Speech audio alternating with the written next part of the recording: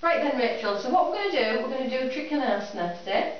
So what I need you to do, stand first of all as you are in Tadasana, nice and tall, tummy tucked in a little bit and tailbone tucked under, and roll the shoulders back. And then bringing the arms up, the hands come to chest height, and then we're going to jump the feet about 3 to 3.5 feet apart. Good, so arms are stretched out, nice and strong arms level with the shoulders, perfect. So really working the feet, pushing right towards the outer edges of the feet. So we start to wake up the inner arch of the foot and lifting up with the ankles. So then we can turn in with the left foot and turning out with the right. Good, so alignment is perfect. We've got the heel in line with the instep of the left foot. So we take a breath in, lifting and extending through the spine, and then if we exhale, stretching away through that hand. Good, lengthening out as much as we can, and then dropping that hand down. Good, so we can have the hand just pushing back against the leg just a little bit more, that's it. So we use that hand, it'll just help open up the chest that little bit more, and then extending through that top arm. Good, so we've got the back heel, outer edge of that foot pushing down, and we can use that just to spin that leg, so we make sure the front of the leg is looking towards the front of the room and easing that hip back. Lovely, and extending along the body, extending out through the crown of the head. Perfect.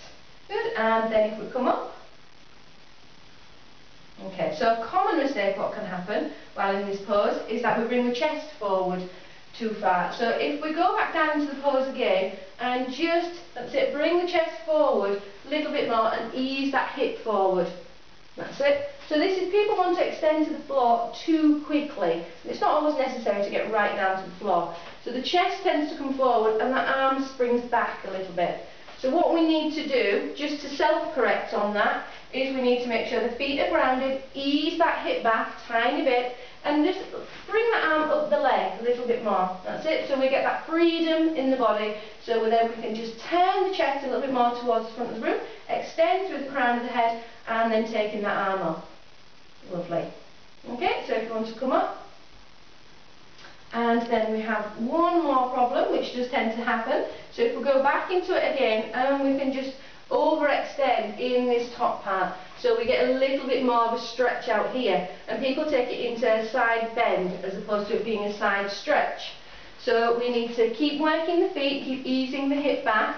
Again, we can just bring that arm up the leg just a little bit. That's it. And then we can sink down. That's it. So as we sink down, we're lengthening the skin from the armpit down towards the hip and then down towards the outer edge of that foot, lengthening out on the underneath side, so we're then from the hip up to the armpit.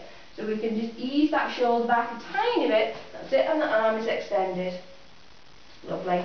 Now if we can't reach down or if we find it a little bit awkward, we can place the blocks there, so you can always have that hand onto there. So if you are tending to overarch, then easing down just with the hand onto the block, it can just start to eliminate that overstretch on there. So we get that nice even stretch both sides of the waist. Okay, and then we push into the back foot, inhale as you come back up. That's it, good, nice stretch out, 10 feet in. And then jump the feet back together, back to Tadasana, arms back down by the sides.